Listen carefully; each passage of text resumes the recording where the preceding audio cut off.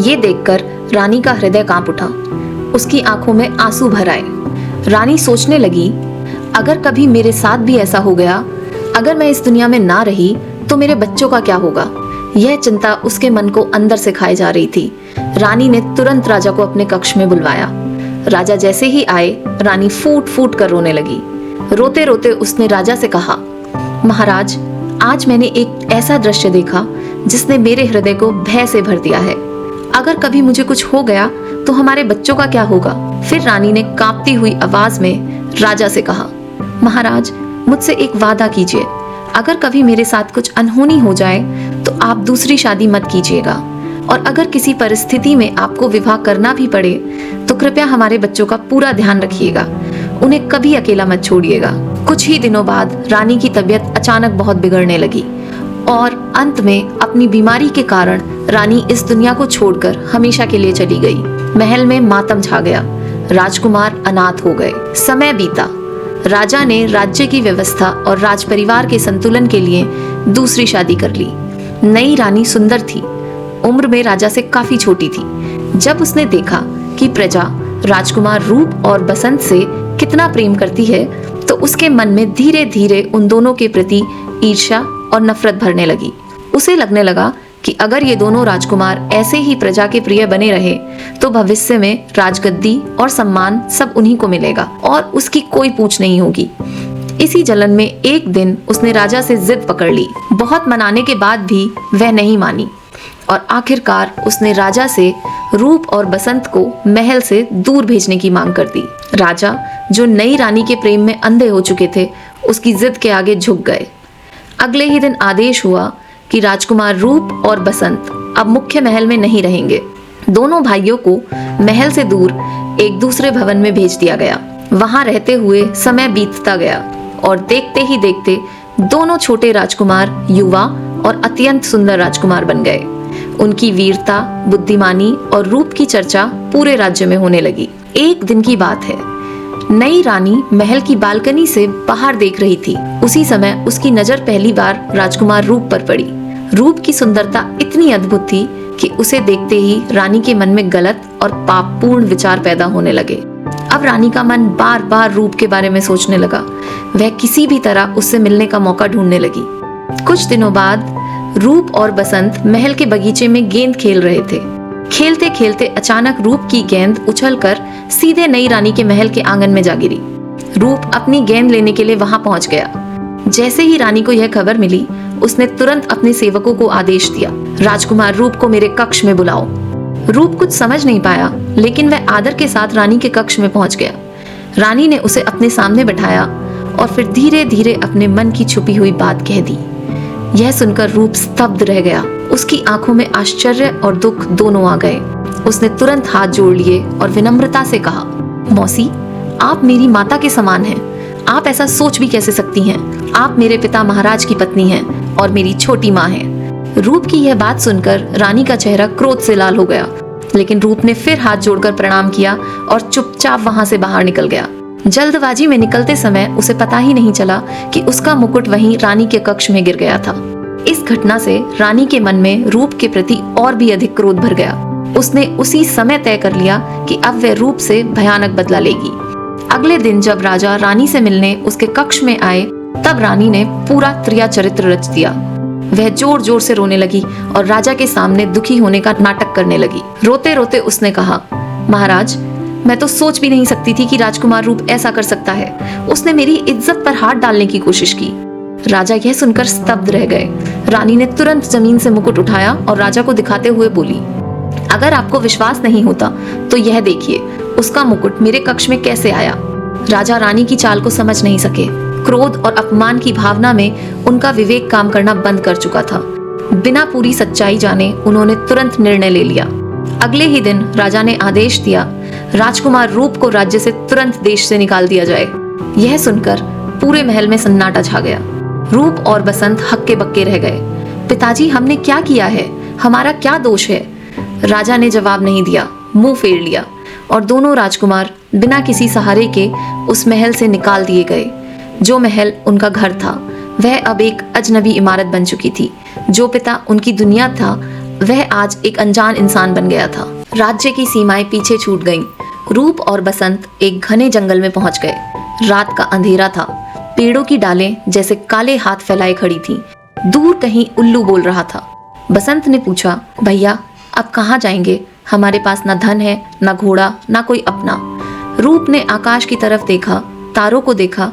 जहाँ धरती है वहीं मार्ग है बसंत, जहाँ सूरज उगता है वहीं जीवन है। चिंता मत करो, कर्म हमारा साथी होगा। दोनों भाइयों ने सूखे पत्तों का बिछौना बनाया, पेड़ की छांव में लेट गए। लेकिन किस्मत को यह भी मंजूर नहीं था कि वे चैन से सो सकें। आगे का रास्ता और भी कठिन था। जंगल में दिन गुजरने लगे। भूख से पेट जलता, पाँव में छाले पड़ गए। राजकुमार जो कभी रेशम पहनते थे आज कांटों में चलते थे। एक दिन रास्ते में एक क्रूर व्यापारी मिला। काम करोगे? मजदूरी दूंगा। रूप और बसंत तैयार हो गए। दिन भर तपती धूप में काम किया। बसंत के हाथ जख्मी हो गए और जब मजदूरी मांगी तो व्यापारी ने सूखी रोटियां थमा दी। लो, और दूसरी बार मत आना। राजकुमारों ने अपमान निगला, क्योंकि भूख से बड़ा कोई अपमान नहीं होता। एक रात जंगल में दोनों भाई एक पेड़ के नीचे सो रहे थे। रूप पहरा दे रहे थे, बसंत सो गए। अचानक झाड़ियों में हलचल हुई। उसी पल झाड़ियों से एक काला सांप निकला और बिजली की गति से बसंत को डस लिया। बसंत, बसंत, क्या हुआ तुम्हें? रूप दौड़े, भाई को उठाया, नदी किनारे ले गए। घाव पर चीरा लगाया, पैर को बहते पानी में रखा ताकि जहर बह जाए। फिर वैद्य को बुलाने के लिए नगर की तरफ दौड़े। भाई की जान बचाने के लिए रूप ने उस रात न थकान देखी न डर। यही है भाईचारा। वैद्य आया, उपचार हुआ और बसंत की जान बच गई। कुछ समय बाद दोनों भाई काम की तलाश में एक दूसरे नगर की ओर जाने लगे। रास्ते में उन्हें एक बड़ी नदी मिली, जिसे पार करके ही आगे बढ़ा जा सकता था। दोनों सावधानी से नदी पार करने लगे, लेकिन अचानक बसंत का पैर फिसल गया और वह तेज बहाव वाली नदी में गिर पड़ा। पानी का बहाव इतनी तेज था कि देखते ही देखते बसंत नदी की धारा में बहने लगा। रूप ने उसे बचाने की बहुत कोशिश की, लेकिन वह कुछ नहीं कर सका। अपने छोटे भाई को यूं नदी में बहते देखकर रूप का हौसला टूट गया। वह वहीं किनारे पर बैठकर रोने लगा। उसे लगा जैसे उसका सब कुछ उससे छीन गया हो। उधर बसंत नदी की धारा में बहते बहते बहुत दूर एक दूसरे नगर में पहुंच गया। वहां कुछ गांव वालों ने उसे नदी में बहते हुए देखा। उन्होंने तुरंत मिलकर उसे बाहर निकाला और किनारे पर लिटा दिया। जब बसंत को होश आया तो वह रोने लगा और बोला, मुझे मेरे बड़े भाई को ढूंढना है, मुझे उसके पास जाना है। लेकिन वह इतनी कमजोर हालत में था कि चलने फिरने के काबिल भी नहीं था। गांव वालों ने उसकी हालत देखकर उसे अपने गांव में ही रहने की सलाह दी। बसंत वहीं उस गांव में रहने लगा। वह दिन भर खेतों में मेहनत मजदूरी करता और उसी से अपना पेट पालने लगा। समय धीरे धीरे बीतता गया। एक दिन उस राज्य के राजा ने घोषणा की कि उनकी पुत्री का भव्य स्वयंवर आयोजित किया जाएगा। यह खबर पूरे राज्य में फैल गई। स्वयंवर देखने के लिए दूर दूर से लोग राजमहल की ओर जाने लगे। गांव के लोग भी उत्साह में महल की ओर जा रहे थे। बसंत भी उत्सुकता में उनके साथ स्वयंवर देखने चला गया। महल में चारों ओर राजाओं और राजकुमारों की भीड़ लगी हुई थी। सभी अपने अपने वैभव और शान के साथ वहां उपस्थित थे। राजकुमारी हाथ में वरमाला लिए सभा में आई। वह धीरे धीरे एक एक राजकुमार को देखने लगी, लेकिन तभी उसकी नजर भीड़ में पड़े एक साधारण वस्त्र पहने बसंत पर पड़ी। राजकुमारी उसकी सादगी, तेज और विनम्रता को देखकर ठिठक गई। कुछ क्षण वह उसे देखती रही और फिर सबको आश्चर्य में डालते हुए उसने सभी राजाओं और राजकुमारों को छोड़कर बसंत के गले में वरमाला डाल दी। पूरा दरबार इस दृश्य को देखकर हैरान रह गया, लेकिन राजकुमारी अपने निर्णय पर अडिग थी। राजा ने भी अपनी पुत्री की इच्छा का सम्मान किया। इसी के साथ बसंत का विवाह राजकुमारी से हो गया और वह उस नगर का नया राजा बन गया। लेकिन इतना वैभव और सम्मान मिलने के बाद भी बसंत का मन खुश नहीं था। उसे हर पल अपने बड़े भाई रूप की याद आती रहती थी। उसे यह सोचकर दुख होता था कि पता नहीं उसका भाई कहाँ होगा, किस हाल में होगा। समय बीतता गया। एक दिन बसंत के राज्य में एक बहुत बड़े मेले का आयोजन किया गया। उस मेले में दूर दूर से लोग आने लगे। उधर दूसरी ओर रूप भी अपने भाई के वियोग में हमेशा दुखी रहता था। वह भी किसी दूसरे नगर में मेहनत मजदूरी करके अपना जीवन चला रहा था, लेकिन उसके दिल में अपने भाई को खो देने का दर्द कभी कम नहीं हुआ। एक दिन रूप के कुछ साथियों ने उससे कहा, आज पास के राज्य में बहुत बड़ा मेला लगा है, चलो वहां चलते हैं। रूप भी उनके साथ उस मेले में जाने के लिए तैयार हो गया। बिना यह जाने कि किस्मत अब उसे अपने खोए हुए भाई से मिलवाने वाली है।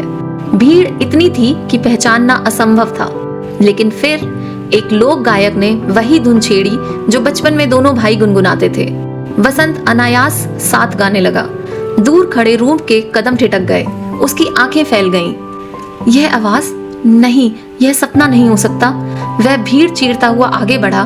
बसंत मुड़ा, दोनों की नजरें मिली। समय जैसे थम गया। भैया, बसंत। और अगले ही पल दोनों भाई एक दूसरे के गले लग चुके थे। ना कोई दरबार, ना कोई ताज, ना कोई राज्य, बस दो भाई जो मौत, दूरी और दर्द से लड़कर फिर एक हो गए थे। सच सामने आता है। मिलन के बाद दोनों ने अपने अपने संघर्ष सुनाए और उन्होंने निश्चय किया, अब वे भागेंगे नहीं, अब वे सत्य को उजागर करेंगे। वे अपने पुराने राज्य लौटे। उधर राजमहल में भी बहुत कुछ बदल चुका था। राजा बूढ़ा हो गया था, चेहरे पर पछतावा उतर आया था। रानी अब भी प्रभावशाली थी, लेकिन उसका भय उसके भीतर से खोखला कर चुका था। दरबार बुलाया गया। रूप और बसंत को जीवित देखकर पूरा महल स्तब्ध रह गया। राजा सिंहासन से उठ खड़ा हुआ। उसकी आंखें नम थीं। क्या यह सच है, मेरे बेटे जीवित? बसंत के होठ कांपे, पर रूप ने आगे बढ़कर कहा, हाँ महाराज, हम जीवित हैं और आज हम अपना राज्य लेने नहीं, आपका भ्रम तोड़ने आए हैं। फिर एक एक करके वे लोग सामने आए जिन्हें रानी ने कभी डरा दिया था। पुरानी दासियां, एक मंत्री, एक सैनिक और वह गुप्त सेवक जिसने रानी की चालें देखी थी। सभी ने सच कहा। दरबार में सन्नाटा छा गया।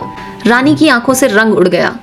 झूठ, यह सब झूठ है। झूठ बहुत दिनों तक राज कर सकता है, लेकिन सच जब लौटता है तो सिंहासन हिला देता है। राजा का सर झुक गया। पश्चाताप करते हुए राजा कांपते कदमों से अपने बेटों के पास आया। मैंने तुम्हें सुना नहीं, मैंने पिता होकर न्याय नहीं किया। क्या मेरे लिए क्षमा बची है? बसंत की आंखों में पुराने घाव थे, पर रूप ने उसका हाथ थाम लिया। हमने वन देखे, भूख देखी, विछोह देखा, पर नफरत नहीं सीखी। आपसे हमारा जन्म का रिश्ता है महाराज, सौदे का नहीं। बसंत की आंखें भर आईं। हम आपके पुत्र हैं और पुत्र लौट आए हैं। राजा रो पड़ा। रानी के अपराध सिद्ध हुए। उसने राजकीय अधिकार छीन लिए गए। उसे महल से अलग कर दिया गया ताकि वह जीवन भर अपने कर्मों का भार महसूस करे। राज्य में घोषणा हुई कि रूप और बसंत निर्दोष हैं। प्रजा ने दीप जलाए, गलियां फूलों से भर गईं, ढोल बजे और वर्षों बाद महल में सच्ची खुशी देखी गई। राजा ने कहा, आज से रूप मेरा ज्ञान होगा और बसंत मेरी शक्ति। तुम दोनों मिलकर इस राज्य को वह बनाओ जहां शंका नहीं, न्याय राज करे। दोनों भाइयों ने साथ खड़े होकर प्रजा को प्रणाम किया। दोस्तों, रूप और बसंत की यह कहानी सिर्फ एक लोक कथा नहीं है, यह एक सबक है कि मुसीबत आती है लेकिन सच्चाई टिकती है। झूठ का राज थोड़ी देर चलता है, सच का राज हमेशा के लिए। फिर एक सच्चा भाई, एक सच्चा दोस्त दुनिया की सबसे बड़ी दौलत है। और सबसे बड़ी बात, धैर्य रखो, कर्म करते रहो, सच का साथ दो, क्योंकि वक्त बदलता है और सच्चाई की जीत अटल है। यह थी रूप और बसंत की अमर लोक कथा। अगर यह कहानी आपके दिल को छू गई तो इसे जरूर शेयर करें और ऐसे ही पुरानी भारतीय लोक कथाओं के लिए हमारे चैनल को सब्सक्राइब करना ना भूलें। धन्यवाद।